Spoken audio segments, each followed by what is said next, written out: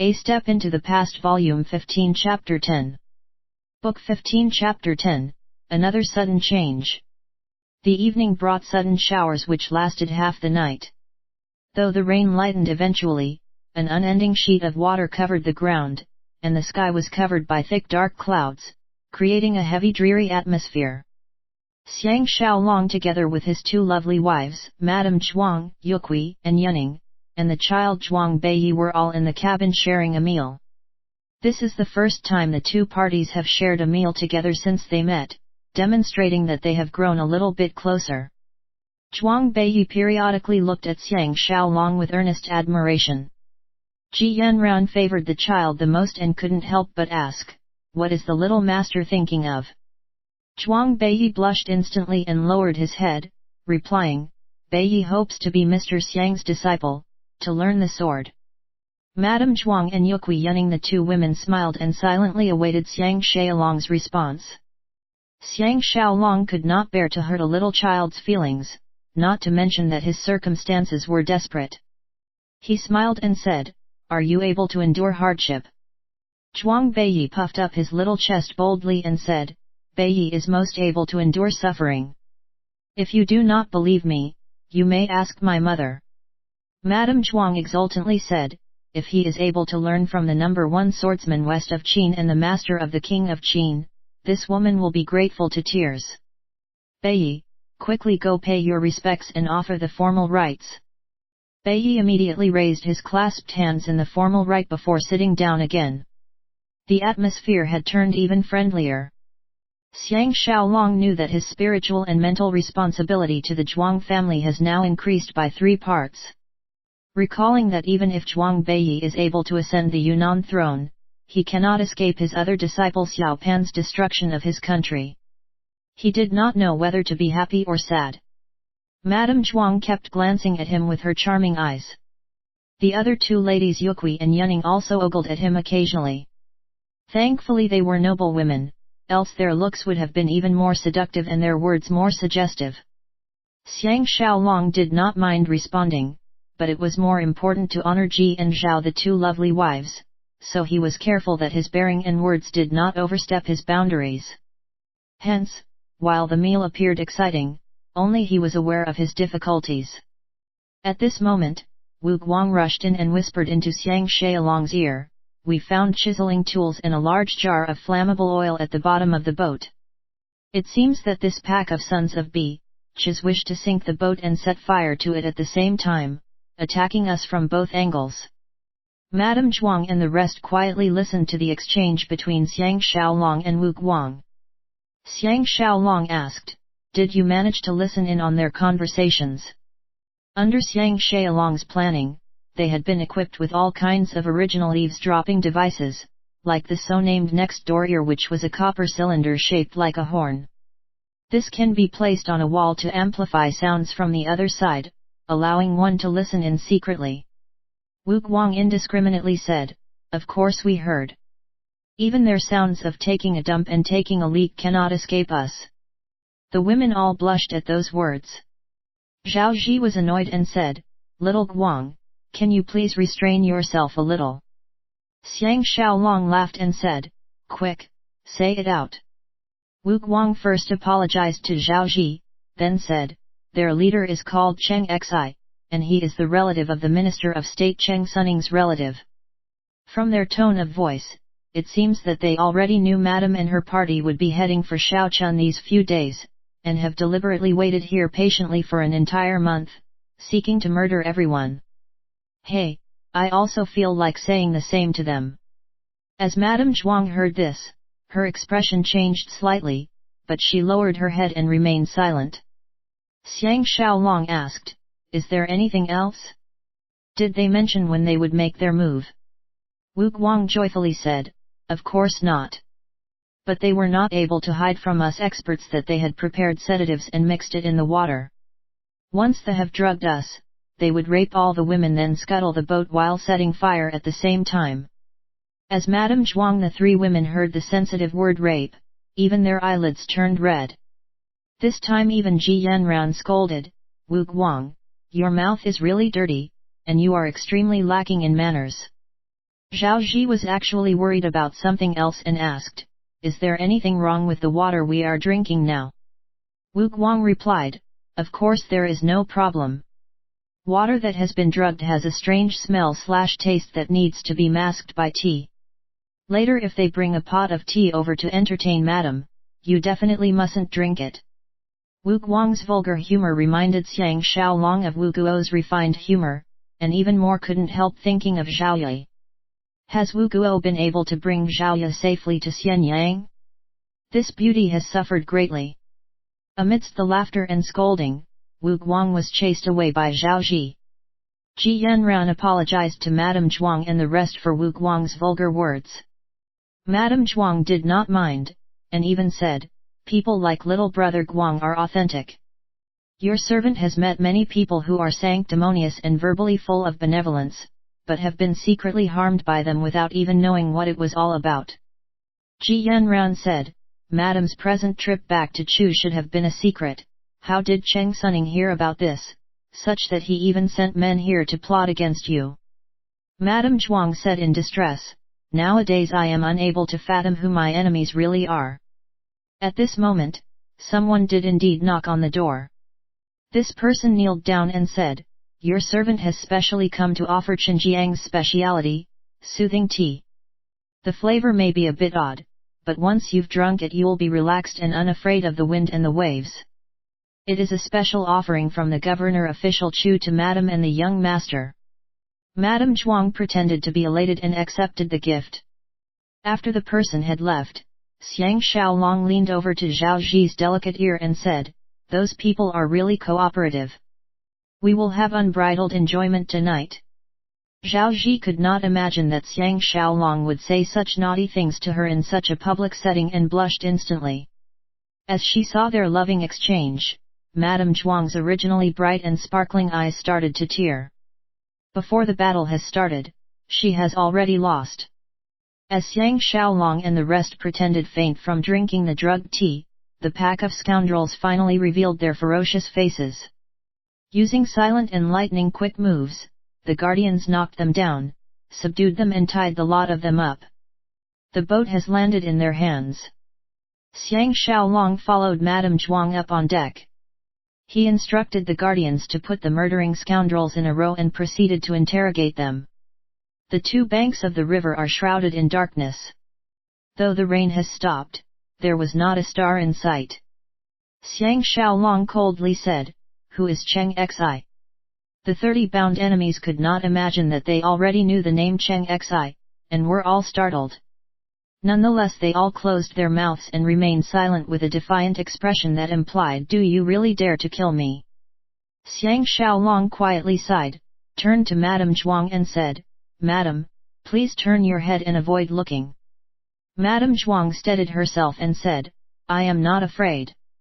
Xiang Xiaolong made a signal, and Wu Shu, who was behind the prisoners, put his leg on the back of one of them. As the prisoner's arms and legs were tied together, he fell forward immediately and rolled on the floor. From Xiang Xiaolong's side, Jing Shan rushed over and put his foot on the prisoner's back, drawing his long sword with a chiang sound. Coming close to him, he said, "This is your last chance. Who is Cheng Xi?"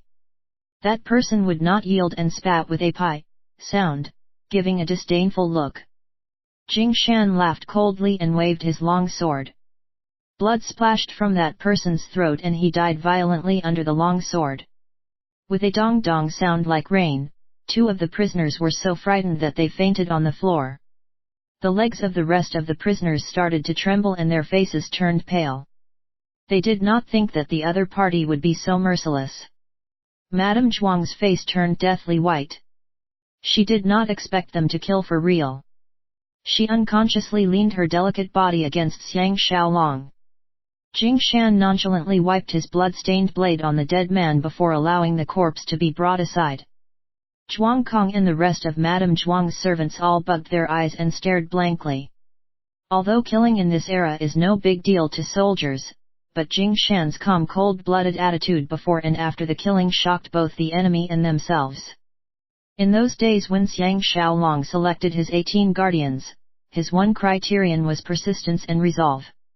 Only those who were not afraid to kill and be killed were entitled to be selected. In this era of conflict where the weak are eaten by the strong, showing mercy to the enemy is as good as being merciless to oneself. If it were them who were captured today, they would not have died so easily. This was especially so for Ji and Zhao and all the beauties. Xiang Xiaolong pointed at another person and said in a deadpan voice, "Which one of you is Cheng Xi?" That person's legs went limp and following his two colleagues slumped in a faint. His eyes went to a particularly dark and well-built man. That man, knowing that his cover had been blown, stood forward and shouted, "You do not have to investigate any further, I am Cheng Xi. If you dare." Pang! Wu Guang kicked forward and hit his nether regions. He bowed down in pain and collapsed on the floor, unable to speak any more. Xiang Xiaolong laughed and said, "Bring him below deck to await punishment. Let's see how long he can hold out." Wu Shu, Jing Shan, and the rest happily forced him away. All the other captives looked as if their faces had been wrapped in mud, bodies trembling. Xiang Xiaolong said, "Split these guys up and interrogate them separately. Allow them to confess, but if anyone speaks half a sentence of falsehood or deliberately conceals anything, kill them immediately without pardon." Zhuang Kong and the rest immediately swarmed around with the other guardians and brought the captives to different corners of the boat for interrogation. Madame Zhuang's delicate body weakly leaned on Xiang Xiaolong, and she said softly, "This is the first time I have seen this kind of heavy and terrifying methods. Mr. must have been too gentle with people in the past." Xiang Xiaolong lightly held her shoulders for a while and using a gentle voice, said, "Please return to the cabin and rest. By breakfast time tomorrow, we will have news from the interrogation." Madame Zhuang looked like she was very reluctant to leave Xiang Xiaolong's side and softly said, "What are we going to do with these people?" Xiang Xiaolong laughed bitterly and said, "I really wish to release all of them, but this will be the most foolish thing to do. Especially since they have seen our methods, they will be suspicious. Madame Zhang should understand my meaning." At dawn there wasn't a captive left on the boat. The bloodstains had all been scrubbed away. As they were having breakfast in the master cabin, Xiang Xiaolong said to Madame Zhuang, "It is not just Cheng Sunning behind this matter, it also includes Doji and a man called Fang Zhou. Does Madame have any impression of him?" It is reported that it was Fang Zhou who reported Madame's return to Shaochun to Doji and Cheng Sunning. Madame Zhuang's face turned white, saying, "Of course I recognize Fang Zhou, he is one of Lord Chunchun's hangers-on. He has always been responsible for transmitting news to us. He has unexpectedly betrayed us." Yukui said in a trembling voice, "Could Lord Chunchen be the mastermind behind the plot?" Madame Zhuang shook her head determinedly and said, "Lord Chunchen definitely will not do such a thing, much less if Bai Yi is able to regain the throne. It will bring him hundreds of benefits and not one drawback. Even more, he is not this kind of base and despicable person. Looks like Fang Zhou has been bought by Cheng Sunning." Ji Yanran asked, "Why does Cheng Sunning and Doji want young master dead?" Madame Zhuang replied, "There are presently more than 10 vassal states within Chu's borders. Amongst them, the 4 states Yunnan, Yelang, Minshan, and Qilan are the biggest and strongest. They all have more than 10,000 troops each. The king of Chu is bound to have deep misgivings about them. While he would like to abolish the vassal lords, he does not dare to act rashly, fearing that the vassal lords will band together to resist Chu. And since our Zhuang family's prestige is highest in the country, we have the standing to lead all the vassal lords. That is why we were the first group that Xiaolai needed to deal with. Nonetheless, he does not dare to do this openly, and can only conspire with the traitor Li Ling to revolt. However, the Yunnan people's hearts are with us, the Zhuang family. The other vassal lords are also vigorously supporting the restoration of the Zhuang family. If not, how would the Li clan that Li Yuan represent allow us to return to our home country?" Zhao Ji said, "Since this is the case, as Madame heads to Shaochun on this trip, isn't it akin to sending the sheep into the lion's den?" Madame Zhuang replied, "Right now, the most of the decision makers in Shaochun do not follow Li Yuan, but follow Lord Chun Shen. Moreover, amongst the 4 big clans, besides legless people like Doji and Cheng Suning who rely on the Li clan, the people are mostly dissatisfied with Li Ling as king of Yunnan. Even Li Yuan does not dare to support Li Ling openly. In fact, the reason your servant's party is heading for Shaochun first is to formally request the Chu court to censure the illegal conduct of the traitorous Li Ling. This is because my deceased husband's family friend Wang is precisely one of the Chu court's policy makers. Xiang Xiaolong was secretly gleeful and said, "This is the best. I think Li Yuan must definitely try to delay matters. This is because if it is revealed that he had a hand in Li Ling's betrayal, all the vassal lords will realize their danger and seek to secede. Especially so, if we meet any unexpected misfortune, everyone will know who did it. That is when everything is revealed to the heavens, we will be safest." Yunning let out a giggle, and delicately laughed. Mr. Xiang's choice of words is very odd. What unexpected misfortune and revealed to the heavens? Nonetheless, having heard these words, the description fits very well. Of course Xiang Xiaolong is aware of this problem, and obscured the issue by saying, "We should be able to relax a little these few days." Madame Zhuang laughed, "No, it is actually time for you to put on your disguise." Xiang Xiaolong sat in front of a dressing table in the cabin looking at the mirror's reflection. His nose detected the fragrance of Yuqi and Yunning's body and clothes, feeling as if he had entered a nation of fragrances. Yuqi affectionately pressed on both his broad shoulders and knelt behind looking over his left shoulder, also looking at the reflection, saying, "Older sister did not exaggerate the skill that we 2 sisters once learned from Chu's #1 makeup artist Miss Solu. We can turn any beautiful face ugly and any ugly face beautiful." Xiang Xiaolong felt her bosom pressing generously on his back. He was unable to endure it, yet was too embarrassed to ask her to move back, and to be honest, he really enjoyed it. He said, "But I am a man." Yunning, who was on the other side working with a few makeup kits, said, "Chu's men love to make up. We used to do makeup for the great king every day." After she said that, her expression turned gloomy. She must have remembered her late husband. Yuqi then said, "There are 2 kinds of face powder. One kind is made from ground rice grains infused with perfume. The other kind is pasty face resin called lead powder. The latter is longer lasting. As long as we apply it once per day, we can guarantee that no one will recognize you." Xiang Xiaolong secretly realized, no wonder the Chinese word for makeup A with tilde A with circumflex A superscript 2 A degree comprises of the words A with tilde A with circumflex A plus or minus A superscript 3 meaning rice, and A with tilde A with circumflex yun A euro A meaning separate. It turns out that in this era, makeup is made from rice. He replied, "Has nobody ever met Wanru Guang?" The more Yuqi looks at Xiang Xiaolong, the more she was attracted to him, almost pasting her face on his cheek.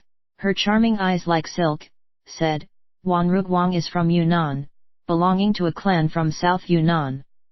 Older sister is South Yunnan's #1 beauty. She once followed our late father to Shaochun to meet the Chu king.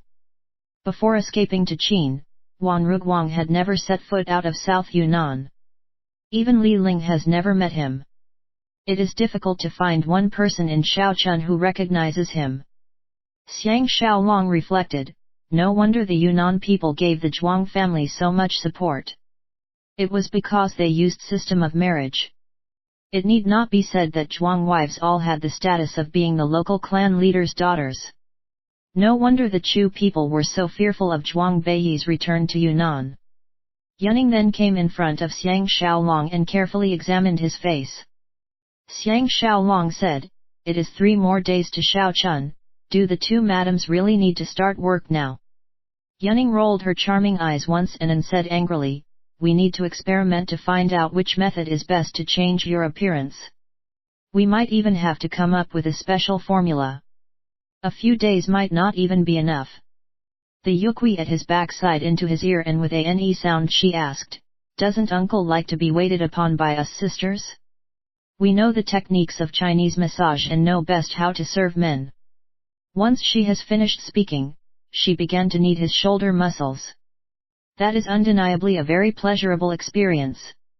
Moreover, she is definitely an expert at this. Xiang Xiaolong could not help laughing and groaning.